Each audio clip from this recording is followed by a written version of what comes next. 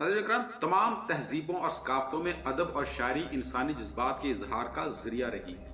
دنیا نے وہ دور بھی دیکھا ہے جب ادب اور شاعری فخر کی ایک علامت سمجھی جاتی تھی، بالکل اسی طرح جس طرح آج کل کے دور میں سائنس اور ٹیکنالوجی فخر کی ایک علامت تصور کی جاتی ہے۔ غیر مسلم مفکرین بھی اس بات پر متفق ہیں کہ قرآن پاک عربی ادب کا ایک منہ بولتا شاہکار ہے، اور مزید یہ کہ روئے زمین پر عربی ادب کا بہترین نمونہ ہے۔ قرآن پاک انسانیت کو یہ چیلنج کرتا ہے کہ وہ اس طرح کا کلام تو بنا کر دکھائے، اور اگر تمہیں کوئی شک ہو جو ہم نے اپنے ان خاص بندے پر اتارا تو اس جیسی ایک صورت تو لے آؤ، اور اللہ کے سوا اپنے سب حمایتوں کو بلا لو اگر تم سچے ہو۔ پھر اگر نہ لا سکو اور ہم فرمائے دیتے ہیں کہ ہرگز نہ لا سکو گے، تو ڈرو اس آگ سے جس کا ایندھن آدمی اور پتھر ہیں، اور وہ تیار کر رکھی ہے کافروں کے لیے۔ قرآن پاک کا یہ چیلنج ہے کہ اس کی صورتوں جیسی کوئی ایک صورت بھی بنا کر دکھا دو۔ یہی چیلنج قرآن پاک میں کئی ایک مقامات پر دہرایا گیا ہے، لیکن آج تک کوئی اس چیلنج کو قبول نہیں کر سکا اور قرآن پاک کی صورتوں جیسی کوئی ایک صورت نہیں بنا سکا۔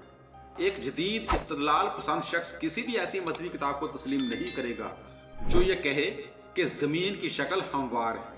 اس کی وجہ یہ ہے کہ ہم اس دور میں سانس لے رہے ہیں جس دور میں دلیل، منطق اور سائنس کو سند کا درجہ حاصل ہے۔ بہت سے افراد قرآن پاک کے غیر معمولی نوعیت کے حامل کلام کو اس کے کلام الہی ہونے کا ثبوت تصور نہیں کریں گے۔ کوئی بھی مذہبی کتاب اگر یہ دعویٰ کرتی ہے کہ وہ کلام الہی ہے تو اس کو اپنی منطق اور دلیلی قوت پر بھی قابل قبول ہونا چاہیے۔ مشہور و معروف ماہر طبیعیات اور نوبل انعام یافتہ البرٹ آئنسٹائن کے بقول، سائنس مذہب کی عدم موجودگی میں لنگڑی ہے اور مذہب سائنس کی عدم موجودگی میں اندھا ہے۔ تو ناظرین، اس لیے آئیے ہم قرآن پاک کا مطالعہ کریں اور یہ تجزیہ کریں کہ کیا قرآن پاک اور جدید سائنس ایک دوسرے سے مطابقت رکھتے ہیں یا نہیں۔ قرآن پاک سائنس کی ایک کتاب نہیں ہے بلکہ آیات کی ایک کتاب ہے۔ اس کتاب میں 6000 سے زائد آیات ہیں اور ان میں سے 1000 سے زائد آیات کا تعلق سائنس سے ہے۔ کائنات کی تخلیق کا مقبل عام نظریہ دی بگ بینگ نظریہ کہلاتا ہے۔ اس نظریہ کو اس مشاہداتی اور تجرباتی مواد کی تائید حاصل ہے جو ماہرین فلکیات نے اکٹھا کیا ہے۔ بگ بینگ، اس کے مطابق یہ دنیا آغاز میں بنیادی ستاروں کا ایک جھرمٹ تھی، اس کے بعد ثانوی علیحدگی انجام پائیں جس کے نتیجے میں کہکشاں عمل میں آئی، اس کے بعد یہ ستاروں، سیاروں، سورج اور چاند وغیرہ کی شکل میں تبدیل ہو گئی۔ اس دنیا کا آغاز منفرد تھا اور اس کے اتفاقاً وجود میں آنے کا سوال ہی پیدا نہیں ہوتا تھا۔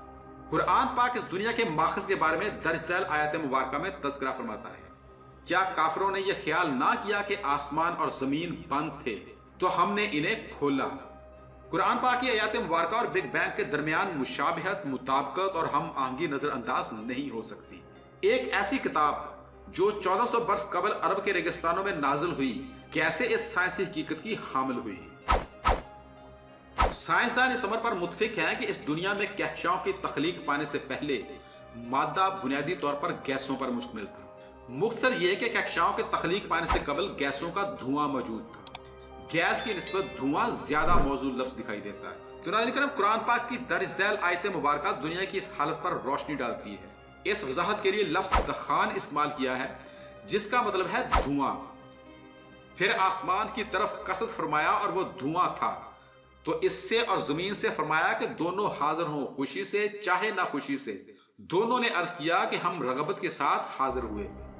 تو ناظرین کرام، دوبارہ یہ حقیقت بگ بینگ سے مطابقت رکھتی ہے، اور یہ پیغمبر اسلام حضرت محمد صلی اللہ علیہ وآلہ وسلم کے تشریف لانے سے پہلے کسی کے علم میں نہ تھی۔ تب اس علم کا ماخذ کیا ہو سکتا تھا؟